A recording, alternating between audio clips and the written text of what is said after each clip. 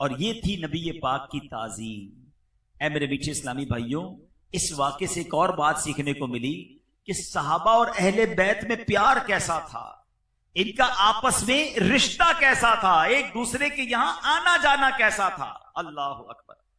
अल्लाह पाक हमें सहाबा से भी मोहब्बत अता फरमाए, अहले बैत की गुलामी भी नसीब फरमाए। अच्छा, अब बीबी फातिमा खातून जन्नत की सीरत को अगर देखते हैं, सुभान अल्लाह, आप याद रहे हम शक्ल मुस्तफा थी, नबी पाक से चाल ढाल चेहरे अंदाज में सबसे ज्यादा अगर कोई मुशाबहत रखता था तो वो बीबी फातिमा खातून जन्नत थी। और नबी पाक इतनी मोहब्बत फरमाते इनसे कि प्यारे आका अलैहिस्सलाम जब जाते ना इनके पास, ये खड़ी हो जाती, प्यारे आका का हाथ चूमती और अपनी जगह बिठाती, और जब साहबजादी नबी पाक के पास आती, आका खड़े हो जाते, अपनी बेटी को अपने साथ बिठाते, बड़ी इज्जत देते। यहां अब दर्स क्या है कि बाप और बेटी का रिश्ता कैसा होता है। पंजतन के गुलाम कहलाने वालों सुनो, मैं तो पंजतन का गुलाम हूं, बड़ी अच्छी बात है, मनकबत भी पढ़ते हो, न्याज भी खाते हो, खिलाते हो, अच्छी बात है, मगर सरकार अलैहिस्सलाम की बेटी से प्यार कैसा था। और आज किसी के घर में बेटी पैदा हो तो मूड ऑफ हो जाता है, 2 बेटियां हो तो ज्यादा मूड ऑफ हो जाता है, 3 हो जाए तो लड़ाई शुरू हो जाती है, सास बहू को ताने देती है, शौहर बीवी से लड़ रहा होता है। माअल्लाह हम तक इतलात आती हैं कि बेटी पैदा हुई इसलिए तलाक दे दी। तौबा तौबा तौबा। तो क्या औरत के हाथ में है बच्ची पैदा करना? ये तो अल्लाह की देन है। और याद रखो, बेटियां जो है ना, ये जन्नत में जाने का टिकट है। ये मैं नहीं कह रहा, अल्लाह के हबीब अलैहिस्सलाम फरमाते हैं, जिसका मजमून है कि जिसकी 3 बेटियां हों या 3 बहनें हों, ऐ वो भाइयों जिनकी बहनें हैं, कदर करो अपनी बहनों की, प्यार दो उन्हें, इज्जत दो उन्हें। लोग बहनों का हक मार जाते हैं, उन्हें नहीं देते विरसे में हिस्सा।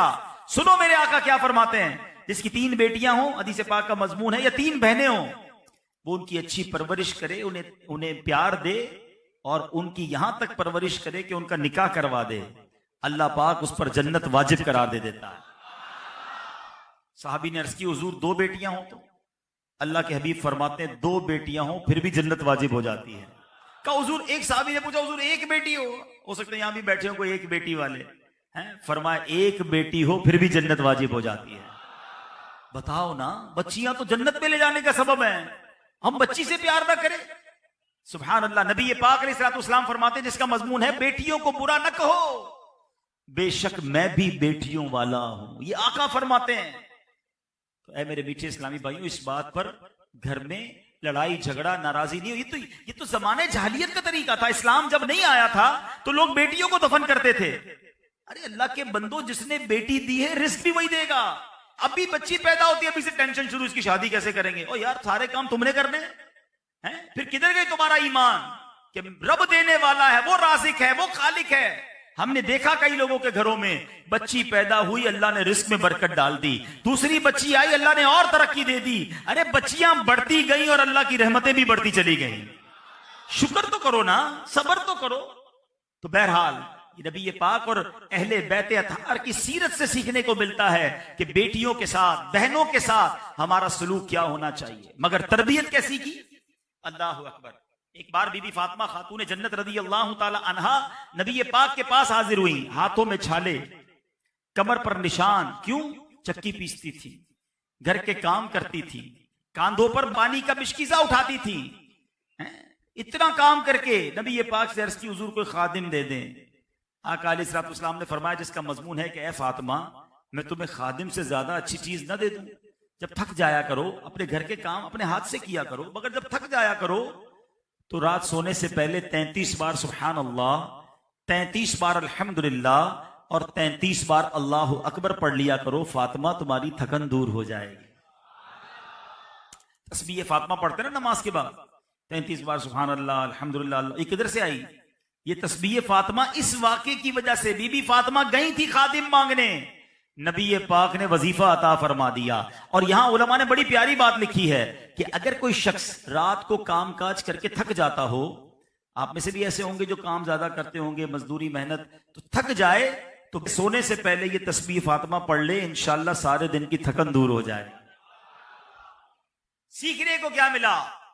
अल्लाह के हबीब अलैहिस्सलातु वस्सलाम के पास क्या नहीं था? हैं, आप तो जन्नत के भी मालिक हैं अल्लाह की अता से, जो चाहते अपनी बेटी को अता फरमाते। मगर सादगी, घर के काम हाथ से करना, अल्लाह की रजा पर राजी रखने की तरबियत दी।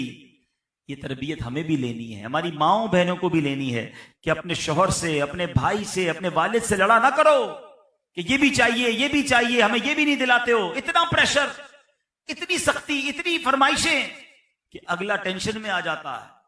और बाज औकात हमने ये देखा कि घर वालों के ताने, घर वालों के प्रेशर की वजह से इंसान फिर हराम काम की तरफ जाता है, रिश्वत का काम करता है, सूद करता है। माद अल्लाह, खौफे खुदा का जमाना तो है नहीं, फिर चोरी की तरफ जाते हैं लोग, गलत काम कर रहे होते हैं। माद अल्लाह डकैती की तरफ चले जाते हैं। क्या करे भाई, घर वालों का प्रेशर ही इतना है, खर्चा ही पूरा नहीं होता, नौकरी नहीं मिलती, घर वालों की फरमाइशें पूरी नहीं होती। और घर वाले भी अजीब हैं। पहले पता था कि 10,000 रुपए तनख्वाह, 2 लाख का मोबाइल किधर से आ गया है, मोटरसाइकिल पे घूमता था, गाड़ी किधर से आ गई, आ रहा है ना, आने दो, याद रखो थोड़े दिनों बाद पुलिस भी आएगी फिर। और ऐसा हमने देखा कि घर वालों की फरमाइशों की वजह से बंदा गलत रास्ते पर गया और उसके बाद जेल ही गया या दुनिया से ही गया।